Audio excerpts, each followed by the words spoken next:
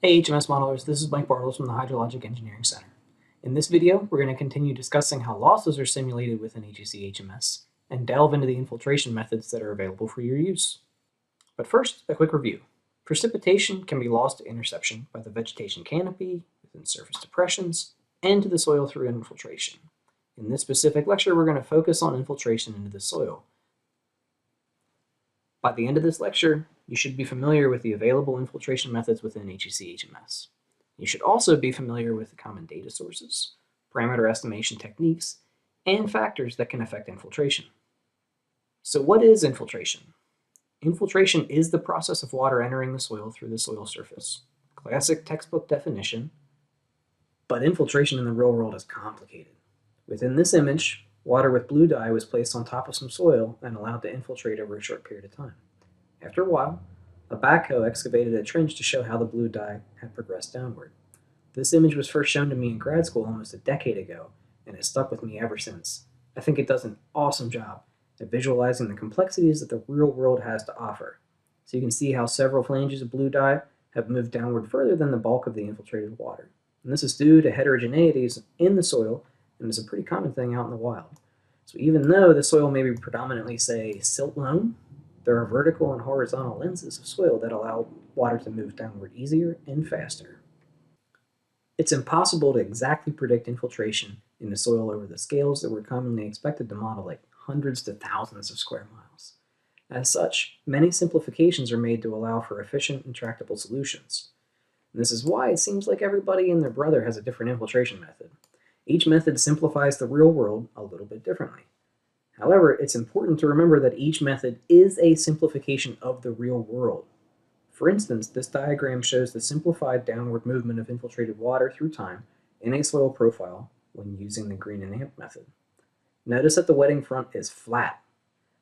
You need to understand how a specific method simplifies the real world to accurately apply it to your specific watershed and use case.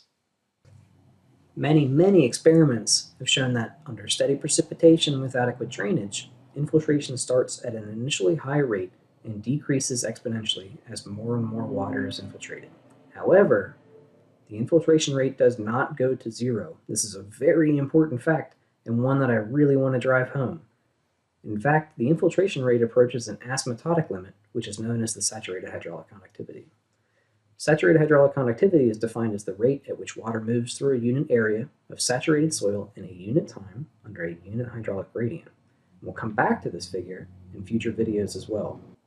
There are 12 infiltration methods available for use within HEC-HMS. And within HMS, it's important to note, infiltration methods are referred to as loss methods. And these options range from simple, like initial and constant, to complex, like soil moisture accounting. We'll go through a few of these methods in future lectures. Now, regardless of the method, there are some universal assumptions made within HMS.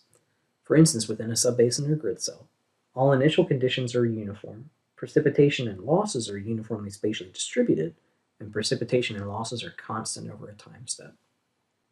Commonly, geographic information systems are used to demarcate different soil types and, as such, different infiltration properties.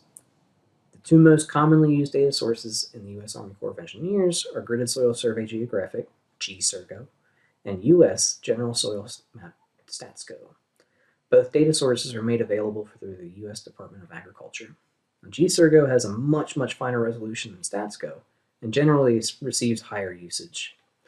Hyperlinks are provided here for your use, but if you Google GSIRGO or StatsGo, you'll find your way to these datasets. When estimating initial parameters, my recommendation is don't use the actual parameter values, like saturated hydraulic conductivity or wetting front suction head, within the soils database. Instead, get the superficial texture from the soils database and relate that to literature values. For instance, within Engineer Manual 1110-2-1417, tables are presented that contain infiltration parameters for various soil textures. Use these instead, but don't forget, these are initial estimates. Like I stressed before, wherever they come from, they must be calibrated and validated. Infiltration into a soil is dependent upon a whole slew of factors, like storm character, vegetation, and soil compaction. Keep these in mind when estimating and using infiltration parameters and methods. Were the initial infiltration parameter estimates that you got based upon different soil or vegetation characteristics than those that prevail now? Or are they different in your watershed than the one in the reference watershed that you're using? As a visual example, here's a graphic that demonstrates how much quicker precipitation can be infiltrated into a soil when cracks are present. And these cracks can be introduced by multiple mechanisms like machinery, extreme low or high temperatures, or extended drought. Keep in mind that all infiltration methods are simplifications of the real world, but appropriate methods capture the important aspects of the system and meet the study objectives. So ask yourself when you're starting a study, what does my model have to provide? How accurate does it have to be? How much time and money is available for the study? And what methods am I most familiar with? Ultimately, HEC-HMS presents you with many different modeling choices.